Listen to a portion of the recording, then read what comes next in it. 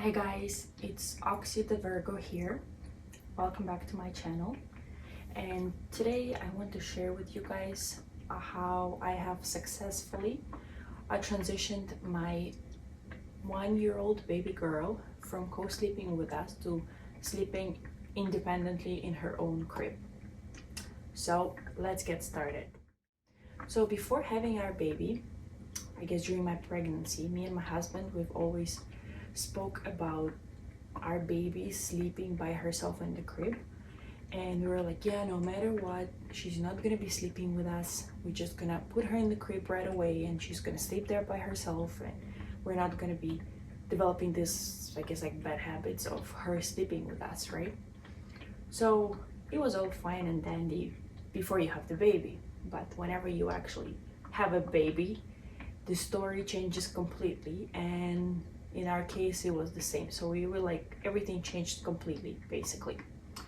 So whenever she was born, we tried putting her in the crib and she would not sleep in there. So we tried rocking her and putting her there, nothing. She would wake up every hour or so, and it was like, as a new mom, it's so exhausting because you already have like limited time you can sleep, you know, you constantly feeding the baby and changing the diaper and attending to the baby like throughout the day and night. So it was just so overwhelming and so difficult to like keep her there, right? So then we started putting her in the car seat, and then because she loved to sleep in her car seat, so we put her in the car seat and then we put the car seat on top of the crib.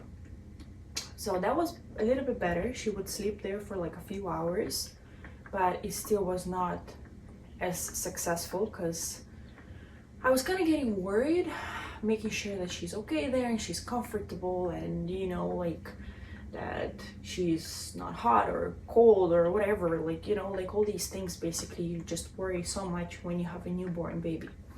So after some time, when that, like, basically she unsuccessfully kept like sleeping in her car seat or in the crib, like after that we bought this rocking chair and we tried putting her to sleep in the rocking chair, which is basically like, it was an automated chair, right? So it was like, it would rock by itself and it had like this soothing music playing, so it was really nice. And we put her there, and again she would just sleep there for a few hours, but it wasn't too comfortable for her. She would wake up also because the way the chair was designed, it kept like sagging, so eventually it wasn't like, it just did not look comfortable for her to sleep in there.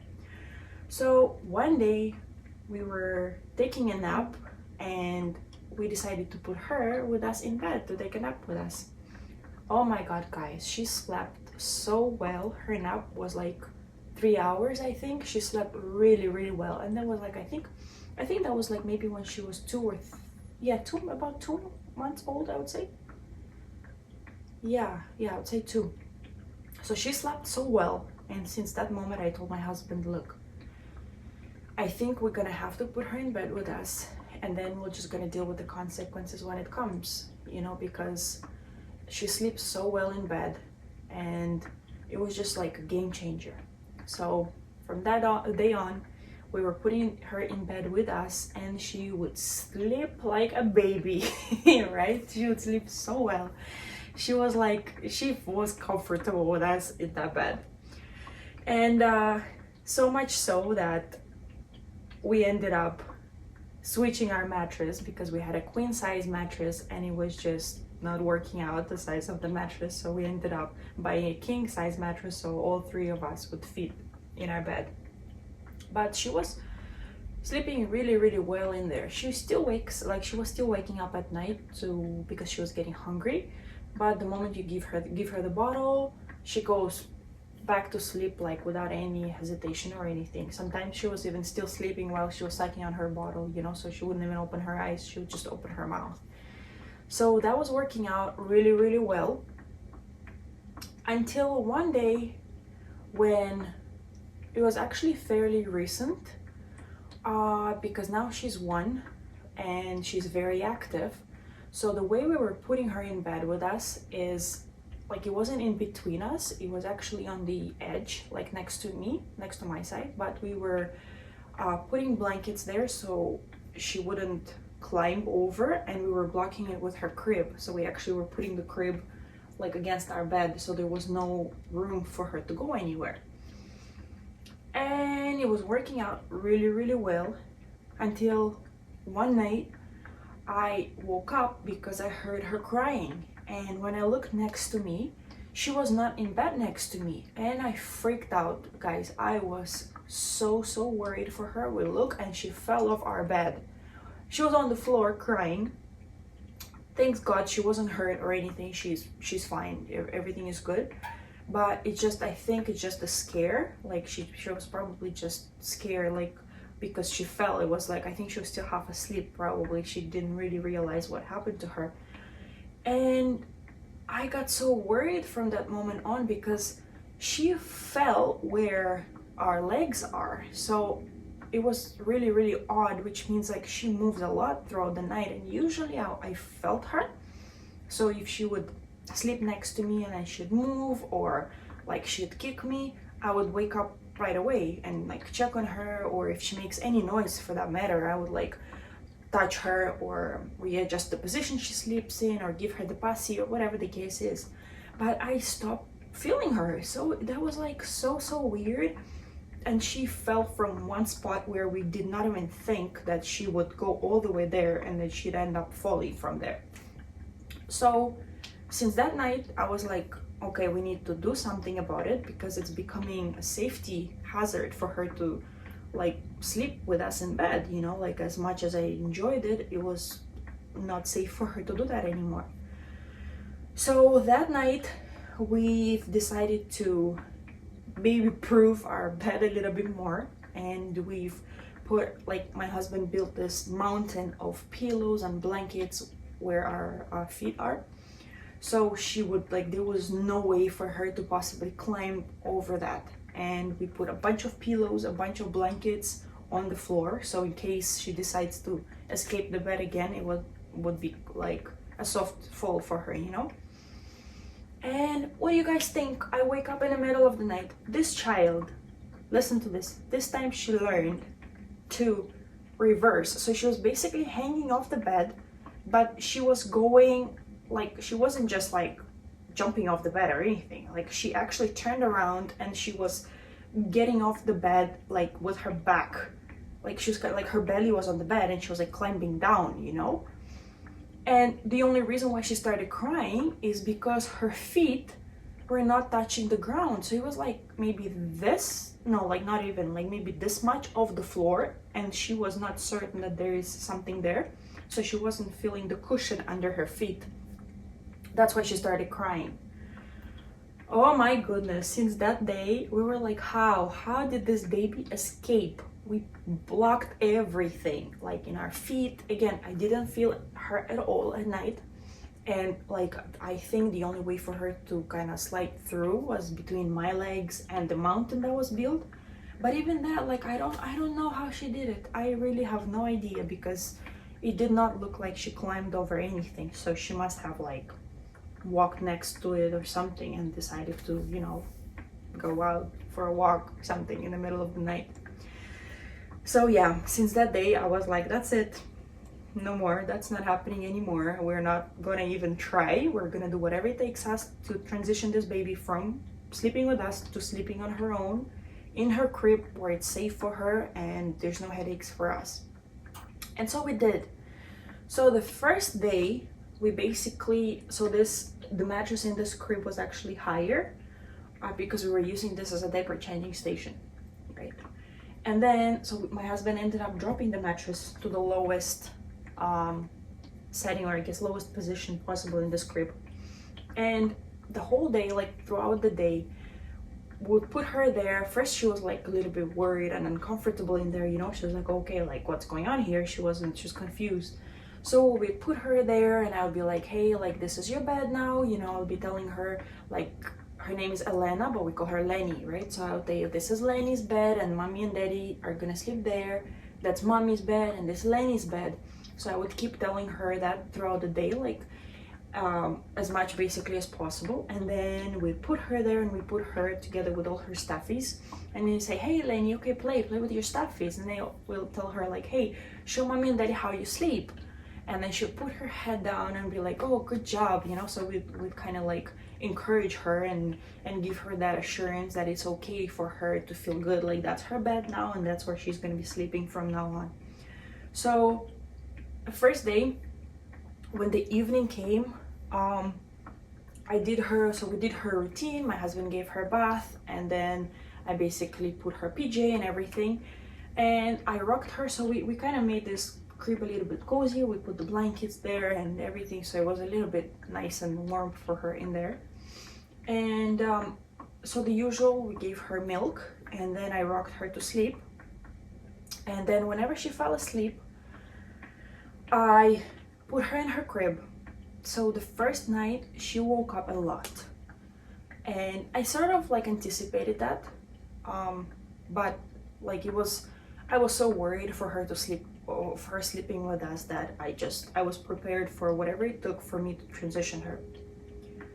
So I would come back to the bedroom, I would pick her up from the crib, I would rock her again, she falls asleep, and I'd put her back in there.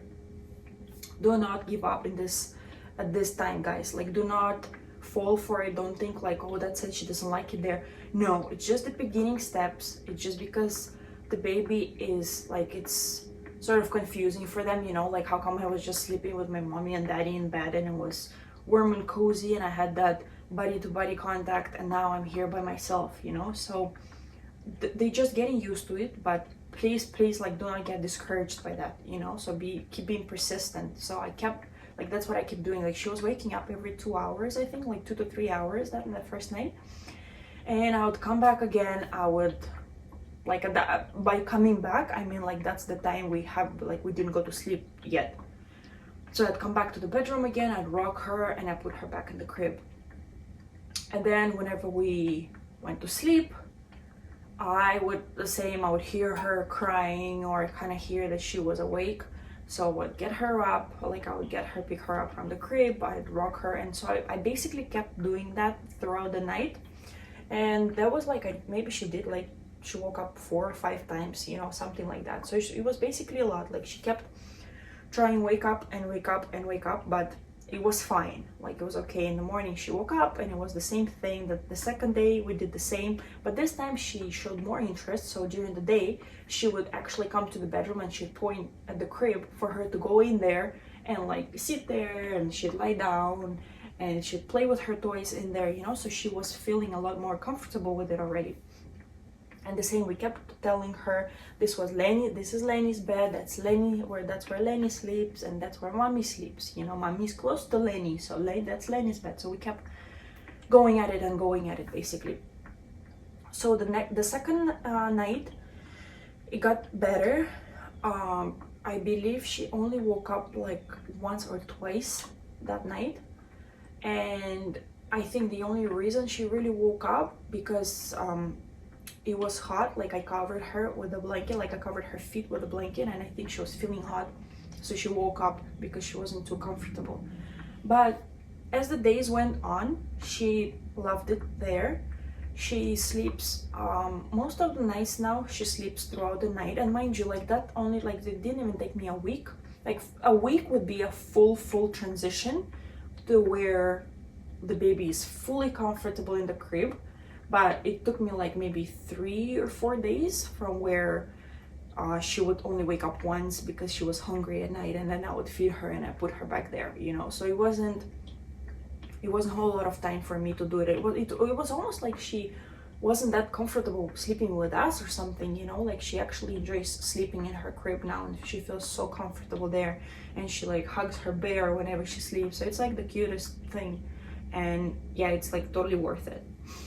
So now I think we have a lot of these misconceptions of like,